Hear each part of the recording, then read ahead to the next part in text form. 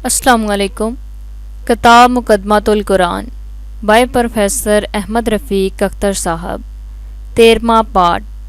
تعلیم و تربیت کے معیار دو ہی مقاصد کے لیے ہوتے ہیں، یا تو وہ لوگوں کو رائے مستقیم کی ہدایت کرتے ہیں اور ان کی یقینی منزل کی نشاندہی کرتے ہیں، یا پھر ان کو اتنے ذہنی آلات اور صلاحیتیں مہیا کر دیتے ہیں کہ وہ از خود مناسب ترین نتائج پر پہنچ سکیں۔ استاد اول تو اللہ ہی تھا کہ اس نے بے سر و سماع اور مجبور محض انسان کو زمین پر امانت عقل سے نوازا، استعمال عقل کا شعور بخشا، تجربات اور مشاہدات کی نگرانی بخشی، ماضی، حال اور مستقبل کے تجربات اخذ کرنے کی صلاحیت بخشی اور کاروان حیات کو آگے بڑھنے کا موقع دیا۔ ایسی تو کوئی بھی قوت نظر نہیں آتی جو واضح طور پر ابتدائی انسان کے احساس علم کو فروغ دیتی نظر آئے۔ تجربات تو جانور کو بھی نصیب ہوئے ہیں، مگر کیا وہ پھر اسے جبلی ذہانت کے علاوہ کسی اور مقصد کے لیے استعمال کر سکتا ہے کہ کوئی جانور کن حقن کے انسانی استحصال کا توڑ دریافت کرنے کے قابل ہو سکا؟ کیا کوئی جانور اس قابل ہوا کہ انسان کا بوجھ اپنے سروں سے اتار کر ایک محفوظ تر دنیا تخلیق کر سکے؟ قطعاً نہیں، مگر انسان اس کے برعکس ایک غیر معمولی صفت برتری کی وجہ سے واضح سعادت حاصل کر گیا، اور اس کے اس اقتدار کو دنیا کی کسی اور مخلوق نے چیلنج نہیں کیا۔ عجب بات ہے کہ خدائے بزرگ و برتر عقل کی اس نعمت کو قرآن میں امانت کہتا ہے اور اسے صلاحیت نہیں کہتا، اور یہ بھی نہیں کہ یہ ہمیشہ سے انسانی ملکیت رہی ہو اور موت کے بعد بھی انسانی حکومت کا باعث بنی ہو۔ امانت کی کچھ ذمہ داری ہے، ایک ایسی نعمت جو دی گئی ہو اور اسے واپس لے لی جائے گی، اس کا دنیا پر کوئی مصرف تو ہوگا۔ امانت عقل کا ذاتی انسانی ملکیت نہ ہونا واضح ہے۔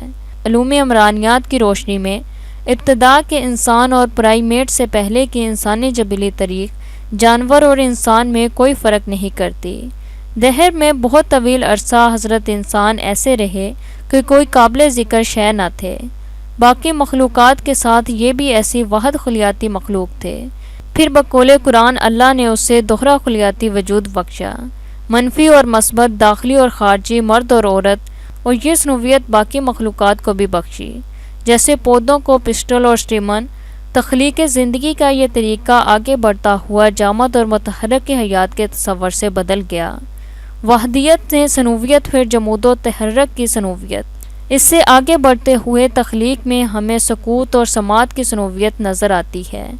کچھ مخلوقات کو بصارت اور سماعت عطا ہوئی، اس میں بھی انسان شامل ہے، مگر ابھی اسے کوئی تخصیص حاصل نہ تھی کہ اس سے جواب طلبی ہو یا کسی امانت کا شعور ہو۔ مدتوں زمانوں کے تسلسل میں جاندارانہ ہم آہنگی نظر آتی ہے، اور انسان باقی تخلیقات سے مختلف نظر نہیں آتا۔ تجربات پروردگار آگے بڑھے اور ہمیں اچانک طریقے حیات کے افسانے میں نیا رنگ ابھرتا نظر آتا ہے، کسی غیر معمولی انوکھے پن کا احساس ہوتا ہے۔ اچانک انسان سوچنے لگتا ہے۔ یہ اچانک پن انسان کے کسی علم ادارک میں بھی نہیں۔ یہ دلچسپ حادثہ کب اور کیوں پیش آیا، اس کا جواب ابھی حضرت انسان کے پاس نہیں۔ وہ اپنی تمام تر آگہی کے باوجود یہ سراغ نہ پا سکا کہ اس نے کب سوچنا شروع کیا، سوائے مذہب کے اس کا جواب کہیں سے نہیں ملتا۔ شاید انسانوں کی طویل تاریخ میں کسی بھی شے کی ابتدا کا جواب اللہ کے سوا کوئی بھی نہیں دیتا۔ اخروٹ اخروٹ کیوں ہوا اور بادام بادام کیوں بنا؟ تبدیلی تو شاید باپ بیٹے کے نقوش و عادات میں بھی آ جاتی ہے، مگر اتنا عظیم اور وسیع تنوع جو مخلوقات زمین میں بکھرا ہوا ہے، 1 ارب کے قریب مخلوقات زمین کی اقسام، اور ہر مخلوق کسی نہ کسی مقصد حیات کی نشاندہی کرتی ہوئی، اتنا آسان نہیں اس کی وضاحت پیش کرنا، اور حیات انسانی کے تمام متعلقہ علوم تھوڑی سی روشنی میں 1 قدم آگے بڑھ جاتے ہیں اور پھر ظن و تخمین کے دنیا میں کھو جاتے ہیں۔ پھر یہی انسان باشعور ہوا، ذخائر تعمیر کیے، معاشرت کے انداز اختیار کیے، خیر و شر کے تصادم کا شکار ہوا۔ مکمل بربریت کا مظہر ہونے کے باوجود آدمیت کا پہلو بھی اس میں نمایاں ہونے لگا، اسی خصوصی صفت سے جس سے انسان کو دوسری مخلوق سے ممتاز کیا۔ خلافت عرضی کا منصب تو طے ہو گیا، مگر یہ نہ معلوم ہو سکا کہ اس کی قیمت کیا ادا کرنی ہے۔ نصف طریق حیات میں جو صفت ہماری نہ تھی، جس کی وجہ سے ہم نے زمین کی سیادت اور قیادت کا شرف حاصل کیا، کیا وہ صرف ہمارے انسانی تکبرات کو ہوا دینے کے لیے تھی؟ کیا وہ ایک ذاتی استحقاق تھا جس کی ترقی و تربیت کے بعد ہم نے شجر و حجر، درند و چرند کا استحصال کرنا تھا، اور اس سے آگے بڑھتے ہوئے اختیار و اقتدار کے لیے، مال و اسباب کے لیے باہمی قتل و غارت کا بندوبست کرنا تھا؟ یا اس کا مقصد کچھ اور بھی تھا؟ وہ مقصد طریق انسانی میں بار بار دہرایا گیا، بار بار بلایا گیا۔ وہ مقصد جو ہمارے غور و فکر کا نتیجہ نہ تھا، بلکہ خارجی اور غیر انسانی القاء اور الہام تھا، جس کے لیے ایک طویل فہرست ان پیغمبروں، صلحاء اور اولیاء کی نظر آتی ہے جنہوں نے اپنی زندگیوں کو تعلیم و تربیت انسان کے لیے وقف کیا، بار بار کسی بھولے ہوئے سبق کی یاد دہانی کرائی، اور جس کا خلاصہ یہ تھا کہ یہ عقل و معرفت جو تمہیں عطا ہوئی ہے تمہاری ذاتی ملکیت نہیں بلکہ امانت ہے۔ اس امانت کا استعمال تم پر مباح و حلال ہے، مگر اس کے غلط استعمال کے نتیجے میں ایک طویل عرصہ ابتلا ہے، اور اس کے صحیح استعمال میں لا انتہا زندگی کا اقتدار ہے۔ یہ امانت کوئی ٹیکس جمع کرنے کے لیے نہ تھی، اس کا معاوضہ زر و مال اور اسباب کی صورت میں نہ تھا۔ امانت کی قیمت انسان کے مال و اسباب کی محرومی نہ تھی، اور نہ زمین بدری ہی کی شکل میں تھی۔